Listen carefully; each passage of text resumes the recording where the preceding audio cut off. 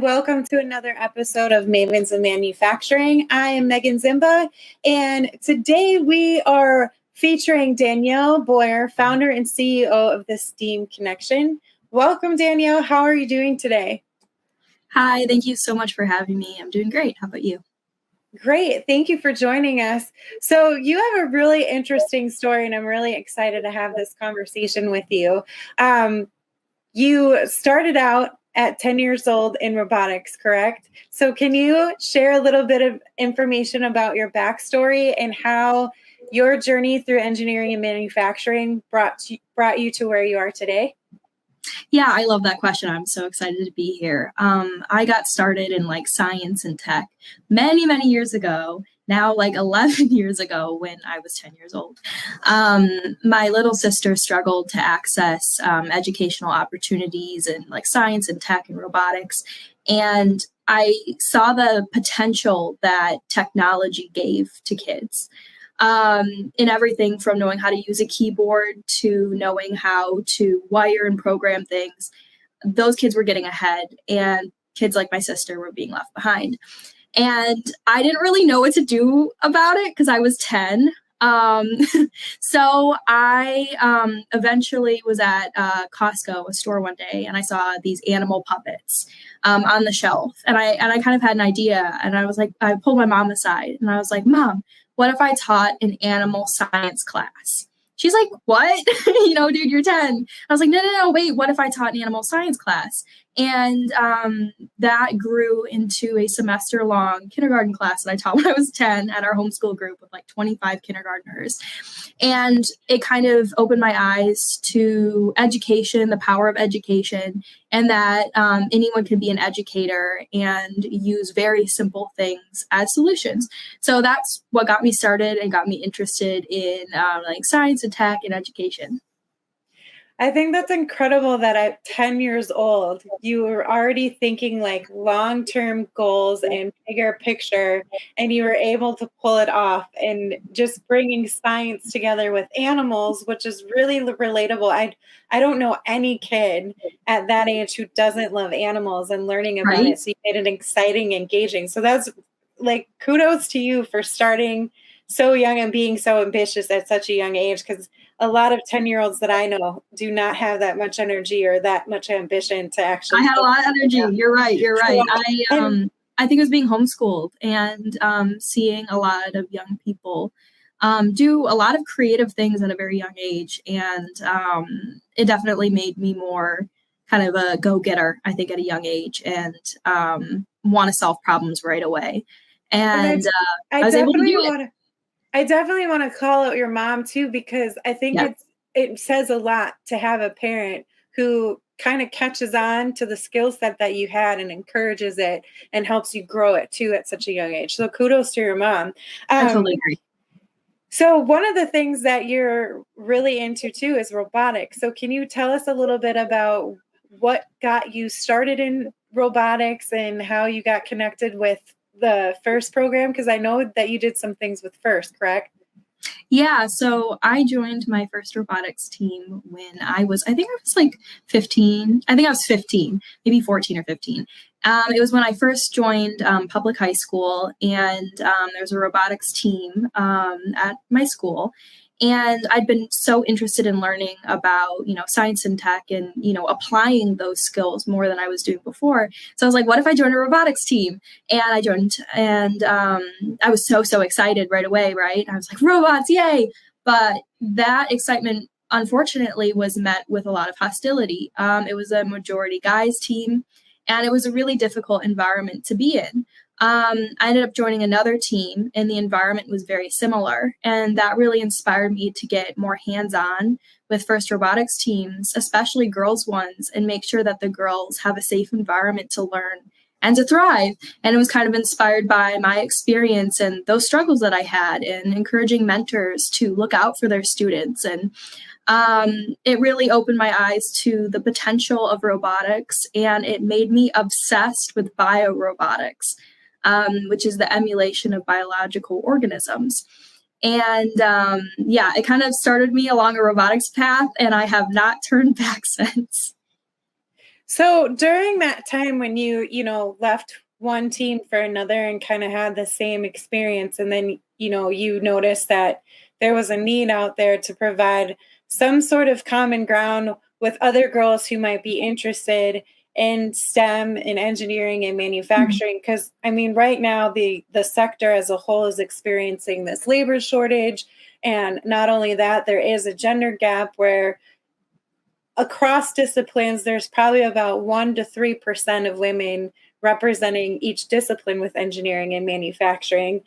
Yep. What is your opinion in terms of creating these groups that are inclusive to, why is it important to create these groups to help encourage younger girls to maybe join some of those career pathways? Because, you know, one of the main things that I've come across in some of the readings is that some women leave the sector because they feel intimidated or it's uncomfortable for them to be in that group. So how does creating that environment help bring out the confidence and encourage younger girls to pursue STEM careers? Well, I'm going to take that question. I'm going to backtrack a little bit. I pulled up some numbers, and I know us, techie people, we love data and numbers. Yeah. I was really inspired to take action beyond just creating a safe learning environment for my students, which morphed into a nonprofit, which I'll talk about later. But I was inspired especially about the percentage of Indigenous peoples and Indigenous women in engineering and tech careers. So that's the population that I strive to serve, girls and Indigenous peoples, because I'm Indigenous myself. I'm Ojibwe from the Sault Ste. Marie band. And so I was inspired by the fact that there is 0.4% of Indigenous peoples in engineering careers in the United States. That is such a tiny, tiny percentage. I was also inspired by things like 33% of workers in STEM careers are non-white. Only 33%, that's tiny. I was inspired by the fact that 6.1% of bachelor's degrees in engineering are awarded to women of color. Such a small percentage, right? And so seeing that data and seeing how it kind of lined up in my own life, being on those robotics teams, being Indigenous and seeing those disparities there, seeing that within my own family, I was like, we have to do something about this, and we have to do it now. And it's not just about building up people in those careers. It's about building up people who are confident in technical skills, are confident being in these spaces. Because I myself have walked into so many engineering environments and have felt so isolated and felt so alone. And I'm like, if I'm feeling this way and I'm an adult, like, how are my Yeah. students feeling? And so it was all of those things that really inspired me to want to take action, to want to make sure that my community, that my students had a space to be able to learn and to thrive and to grow. And I believe that when we give students the ability to do that, to, as I call it, fail forward in engineering, because engineering is all about failing I and love that. Yeah. designs. When we give students the ability to do that in a space that's designed for them, they're going to feel so much more confident being in those careers, utilizing the skills that they have, etc., and being designers, being change makers, building things for their communities. And so that's what inspired me and inspires the other people that I work with through my work as well. So you are the CEO and founder of this STEAM Connection, and I want to learn more about that. Can you provide us some information on what the STEAM Connection is? And I know there might be some, eyebrows raised like STEAM, what does that stand for? Because I was always like, no, like well aware of what STEM is and STEM opportunities. And Yeah. STEAM is related to that, correct? But there's more to it. Like it's an addition. So can you explain what the STEAM Connection is and some of the reasons why you founded it and what some of your main goals and objectives are? Yeah, so STEAM isn't just a gaming platform. It also stands for science, technology, engineering, art, and math. art is a really important integration. It's more than just the arts. It's also about design. To me, it's also about integrating culture. And it's even things like this poster you see behind me of a student rocking an astronaut suit. It's about, I drew that, by the way. So it's about using my doodling skills, my engineering skills, and kind of combining that all together to create amazing results. And the STEAM Connection is a 501c3 charity that's on a mission to make technical education accessible for youth through the power of robotics.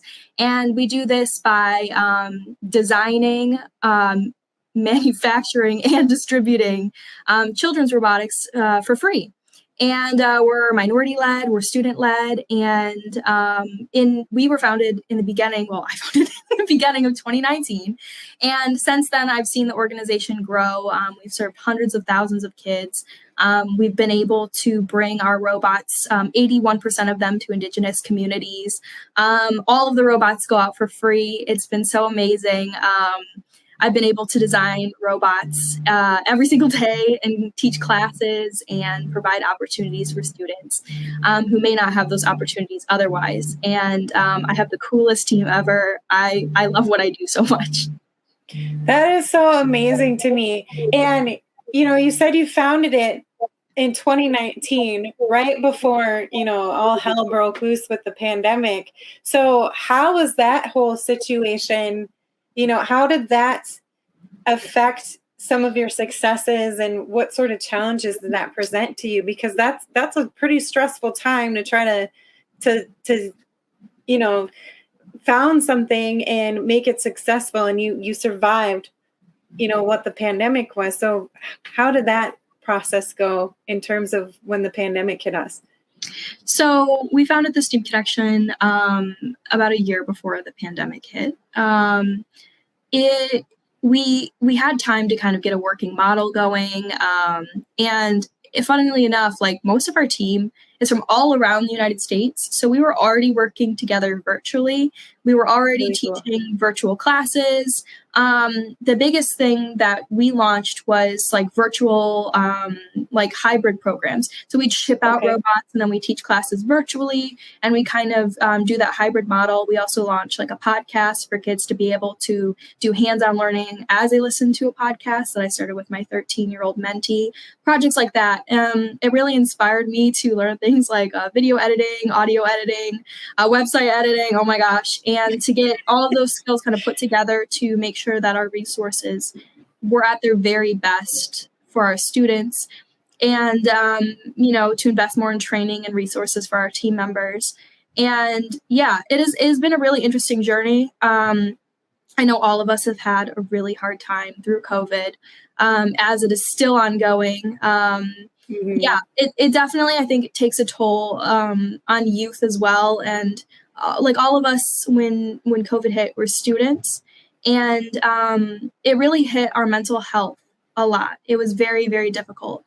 And we really had to support one another through that. I would say that was our biggest challenge, was kind of, moving through that, supporting one another, and making sure that one another was okay and doing all right. But yeah. So what is the age range with your students through the STEAM Connection? We serve K through 12, and we've also had the honor to serve a bunch of tribal schools and universities, colleges. It's been really awesome to be able to work with college students down to young students. And we just adapt our robots in slightly different ways to serve the different age groups. But our biggest age group is middle school, and also my favorite age group to work with. That's amazing. So how many states then are you in and working with? Oh my gosh, I haven't counted. But we've sent out thousands of robots, and we've served hundreds of thousands of kids. So more than I would ever know. So, and you said your team is nationwide, so you're able to work virtually. So how many members on your team do you have? So we have 3 full-time people, and then we have 64 like regular-ish volunteers. Mostly everyone, as I said, is students. So it's definitely really, really hard for us to all find times that we're available to do meetings and things. So we also have a really awesome team of Indigenous mentors who help us and make sure that we're on the right track with things. That is amazing.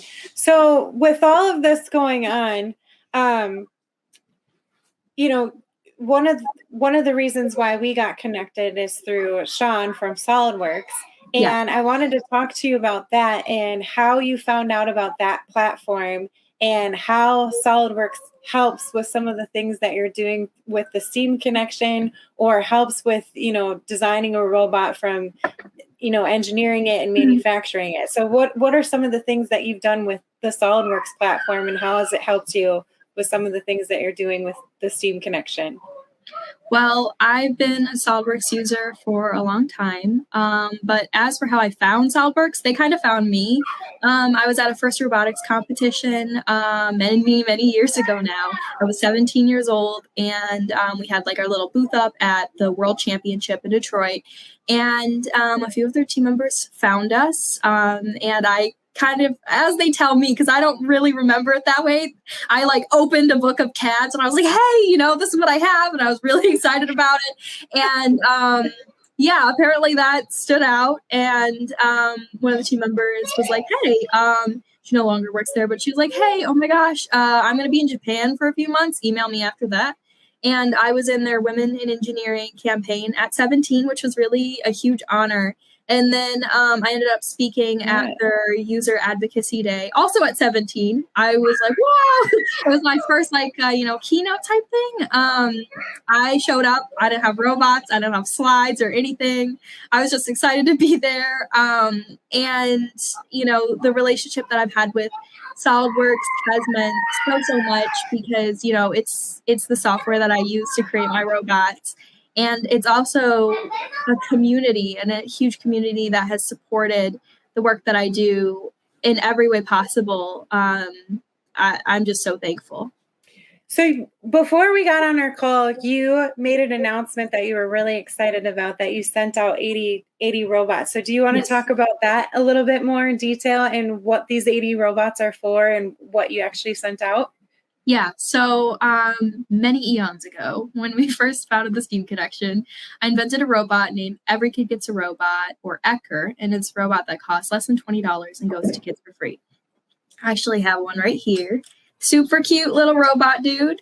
And the robot is 3D printed, very simple. It teaches the basics of like wiring, programming, electronic skills, assembly, CAD, stuff like that.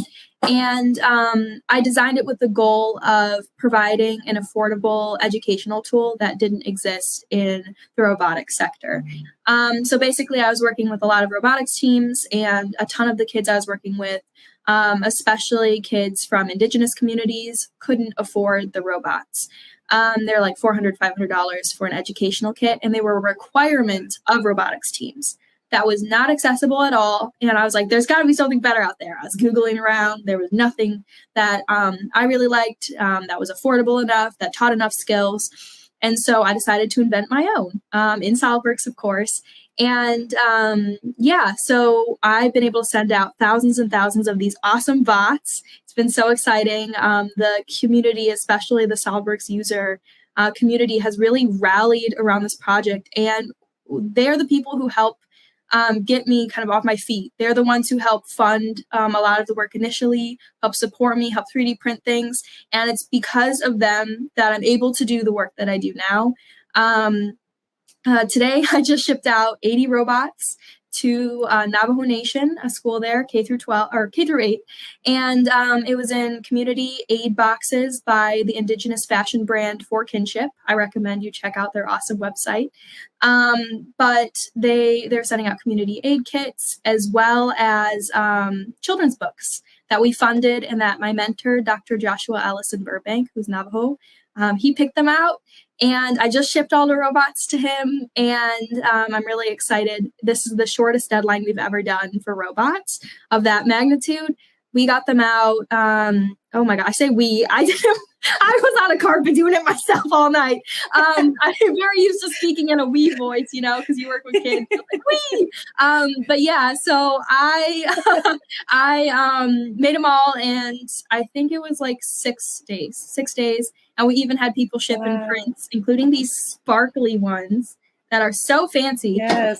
But yeah, we met the deadline. We got all the robots out. It was such a good feeling. I've never worked faster in my life.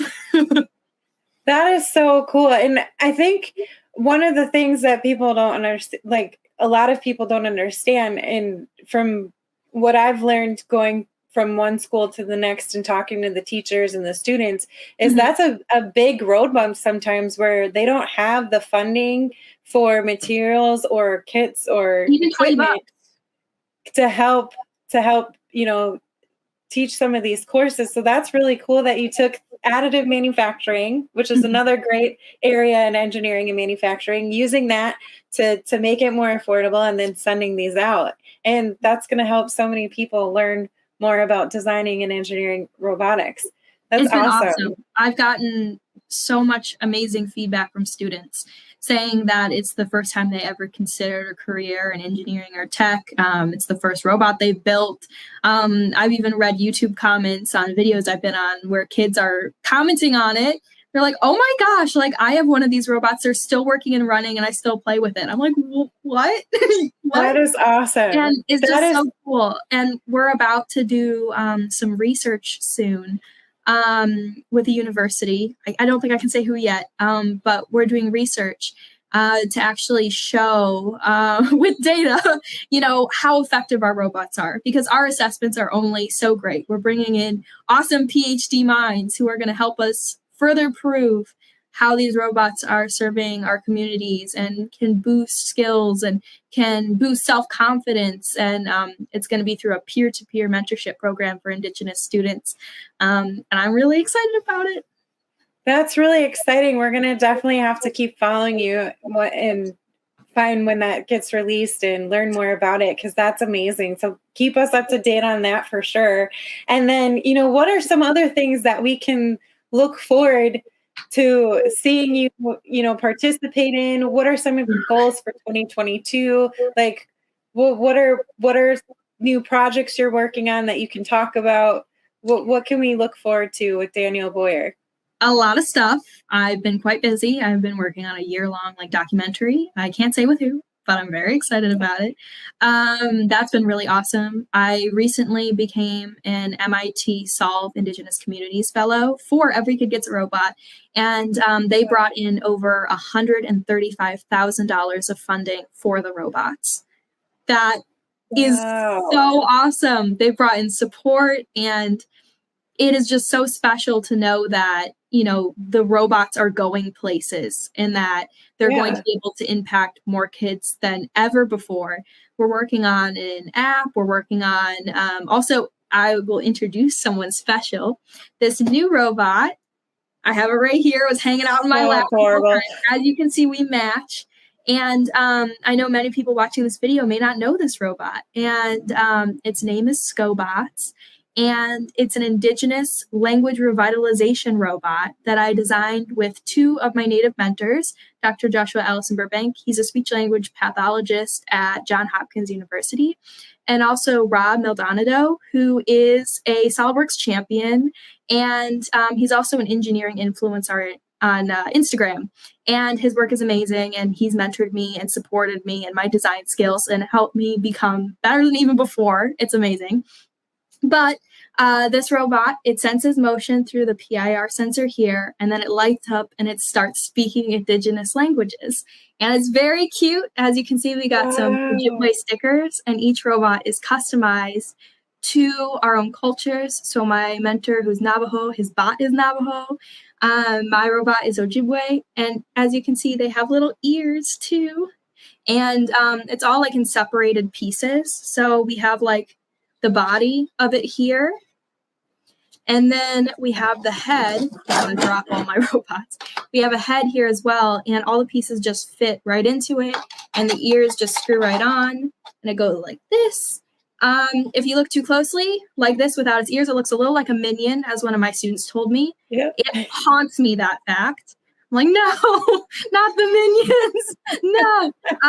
But yeah, so the robot was inspired by, our fundraiser that we did last year for Navajo Nation, we raised over $40,000 to send children's books to children Navajo Nation during the pandemic.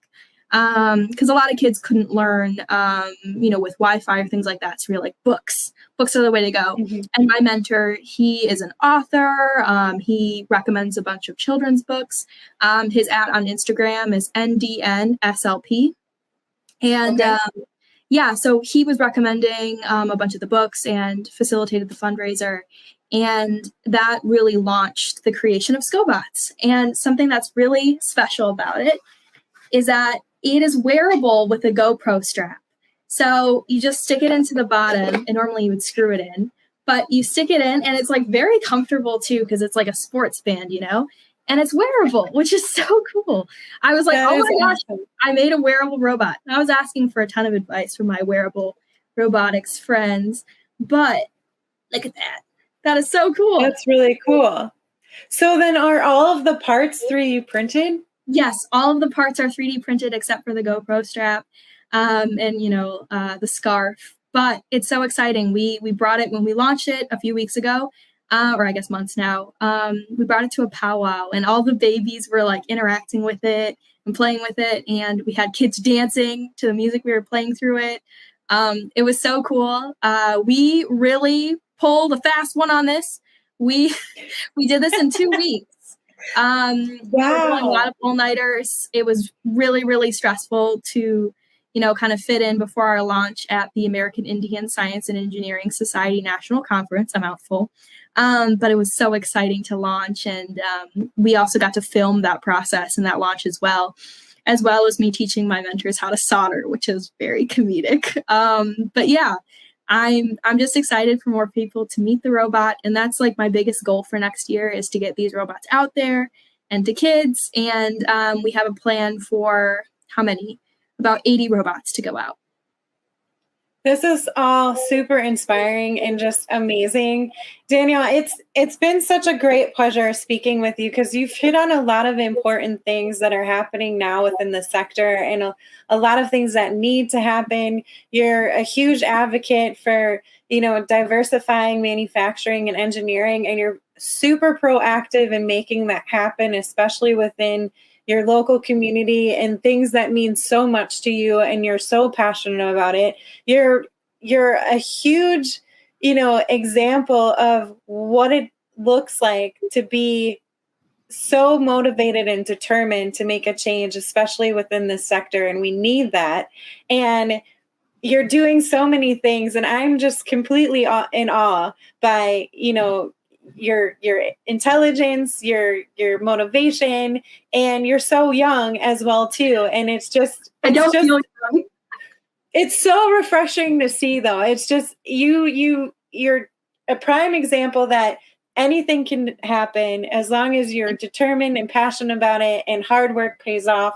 And it's just been such a joy to talk to you. So I want to thank you again for coming on to Mavens and sharing your story, because you're a good example, and you're such an inspiration and a great mentor for the next generation workforce, and you're making it happen. You're making engineering and manufacturing accessible at good prices. Yeah, and fun. You have a robot on your shoulder, and it's so cute, and I'm a little jealous because I want one. It's pink. Really, it matches you.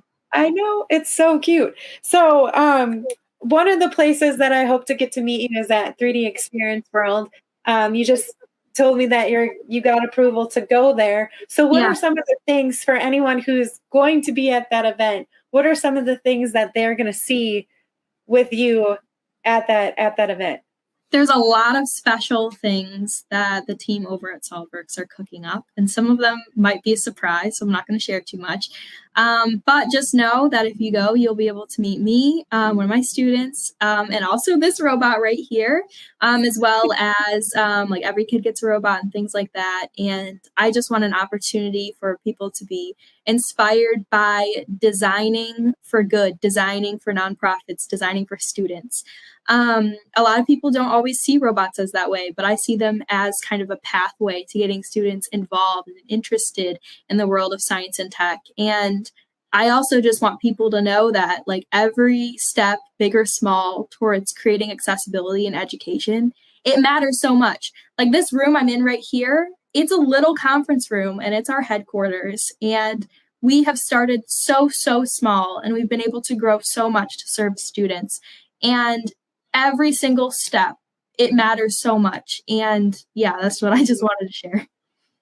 So before I let you go, two more questions. One, what is one of your biggest asks for people who are in robotics and in engineering and manufacturing? What is something that you would want to ask them in terms of the things that you're doing with the STEAM connection and helping these kids get connected with engineering and manufacturing and science and art? I love that you're connecting art to that, because design is a huge component of everything that we're making, and a lot of people don't connect those two together. So I appreciate that you brought that into the conversation, and you're doing all of this stuff for kids. So what would be one of your biggest asks for someone like me or other individuals who are watching this video? I always encourage people to share their talents, especially in CAD, in 3D printing. That could be volunteering for a nonprofit. That could be mentoring a nonprofit, an organization, a student. It could be just one student, or it could be an entire organization. Find a way to kind of pay your knowledge forward to others, especially people who are in your community. There are people who may be interested in science and tech or want to build their skills who may be right in front of you and you might not even notice. So I suggest taking a look around and seeing other people in your community. How can you serve them? How can you support them? And what are some community needs that you can help fill? It doesn't have to be a big crazy thing. It could literally just be like lecturing one time at a university that's local or something like that. Like it doesn't have to be big. But yeah, that's what I recommend. Do one thing, especially like into 2022, like as you know, we're starting out, think of new ideas to help people and to contribute to community. That's great. And then for anyone who might be interested in pursuing, STEM or STEAM opportunities, what sort of advice would you give them? I would suggest to find a project that you're really interested in, or like a skill that you want to learn. So it's like, oh, I want to build a robot, or oh, I want to build a rocket or something like that. And teach yourself those skills to get up to that point by watching those awesome SolidWorks tutorials, or by calling around and pestering your friends like I do. Have a project and learn those skills to get up to that point. And if you're already interested in working in engineering or things, push yourself to learn more. Read those engineering textbooks I know you have but don't want to read. Things like that. Push yourself to learn more and to, challenge yourself in engineering and design. And I suggest project-based learning because that's the best way to learn things, and it's more fun that way because you get a finished project at the end. So that's all great information. So for anyone listening, if they want to learn more about the STEAM connection, or get in touch with you and ask more about some of the things that you're doing through your program, where should they go? So you can start making robots right now on our website. You can also volunteer, offer 3D printing skills. You can hire speakers. You can do all of that. You can find coloring sheets, STEAM doodles like the ones behind me, all at www.steamconnection.org. We have a ton of resources. Go make some robots. Fantastic. Well, Danielle, thank you again for taking time out of your day. I know you got a lot of stuff going on. And just thank you personally for inspiring me. I'm just very impressed at all of the things that you're doing and how well spoken you are, and the passion that's driving you to do all of these things. You're very young, and you're very motivated, and you're doing a lot of good for the sector, and you're making big changes. And I know that the kids you're working with are very lucky to have a teacher like you and a mentor like you. So thank you so much for everything that you're doing with our sector. For all of you that are watching our video today, thank you for joining another episode of Mavens of Manufacturing. I hope you enjoyed it. Be sure to reach out to Danielle. If you are manufacturing manufacturer within the sector that can help her in some way provide more robotics or funding, please do it, because she's doing such amazing things and she deserves all the help that she can get. So thank you very much.